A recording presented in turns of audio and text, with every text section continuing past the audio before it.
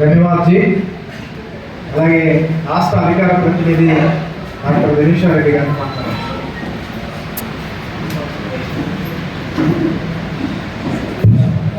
వేదిక మీద ఉన్న పెద్దలు, మన ఆదోని ఎమ్మెల్యే పార్థసారథి గారికి, రిటర్నింగ్ ఆఫీసర్ రమేష్ నాయుడు గారికి, అబ్జర్వర్ బాలకృష్ణ గారికి, అలాగే అందరూ వేదిక నడిచిన పెద్దలకు, వేదిక మీద ఉన్న మన కార్యకర్తలందరికీ ముందుగా శుభోదయం.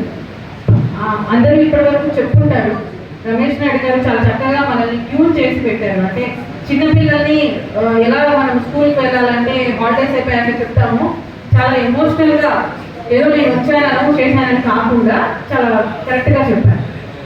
మిగతా పార్టీలకి మన పార్టీలకి ఉన్న డిఫరెన్స్ ఏంటంటే, మిగతా పార్టీలో పదవి అంటారు, కానీ మన పార్టీలో ఎక్కడ పదవి అనే మాటనే ఉండదు, బాధ్యత అంటారు.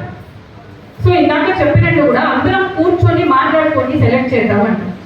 మిగతా పార్టీలకి మనకి డిఫరెన్స్ ఏంటంటే, మనము కుటుంబం లాగా ఫీల్ అవుతాం. ఇప్పటికి నేను 4.5 సంవత్సరాలు 5 సంవత్సరాలు అయింది.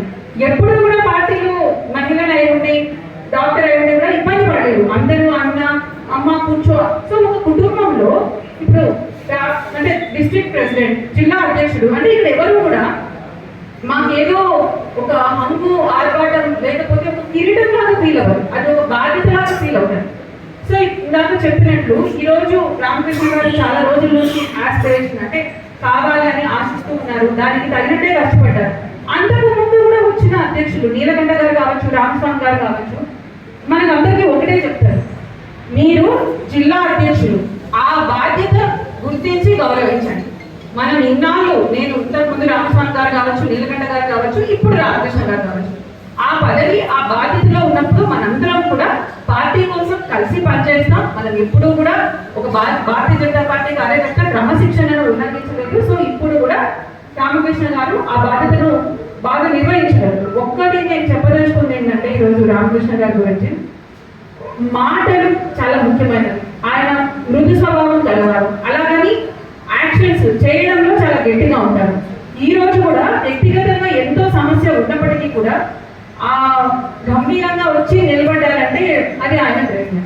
ఇంకా లాస్ట్ నేను ఒక చిన్న క్వశ్చన్ అడిగి మిమ్మల్ని ముగిస్తాను. 1989లో అప్పుడు ఒక యువ నేత గుజరాత్లో నాకు భారతీయ జనతా యువ మోర్చాలో ఒక మంచి పదవి కావాలని ఆశించడంలో తప్పు లేదు, చాలా ప్రయత్నాలు చేశారు. అయితే ఆయన్ని ఒక సిటీ ఆఫీస్కి సెక్రటరీగా నియమించారు. అంటే చాలా మంది బాధపడి ఉండొచ్చు, పెద్ద పెద్ద పోస్టులు బీజేపీ ప్రెసిడెంట్ అనుకుంటే.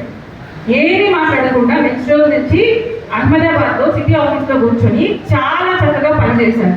రామ్ జన్మభూమి మూమెంట్ నడుస్తుంటే ఫస్ట్ మనము దాన్ని ప్రజల్లోకి ఎలా తీసుకెళ్ళాలి అంటే, బోర్డుల మీద రాయడము, స్టిక్కర్లు పేపర్ల మీద అతికించి వెనకల అప్పుడు పిండి తయారు చేసి ఆ ఐడియా ఆఫీస్ సెక్రటరీ గారికి వచ్చింది. ఈ రోజు ఆయన భారతీయ జనతా పార్టీలో అత్యంత ముఖ్యమైన నేత.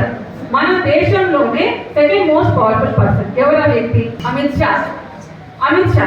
సో పదవి రానంత మాత్రం నిరాశ చెందాల్సిన అవసరం లేదు. పార్టీ ఏ బాధ్యత ఇచ్చినా దాన్ని మనం పార్టీ కోసం పనిచేసుకుంటే ఏ పొజిషన్కైనా రీచ్ అయ్యే అవకాశం భారతీయ జనతా పార్టీలోనే ఉంటుంది. ఇది అందరికీ తెలుసు. సో రామకృష్ణ గారికి ధన్యవాదాలు. ఇంతకు ముందు మన జిల్లా ప్రెసిడెంట్ గా పనిచేసిన నీలకంఠ గారికి ధన్యవాదాలు. నాకు అవకాశం ఇచ్చిన పెద్దలందరికీ వర్షగా నమస్కారం.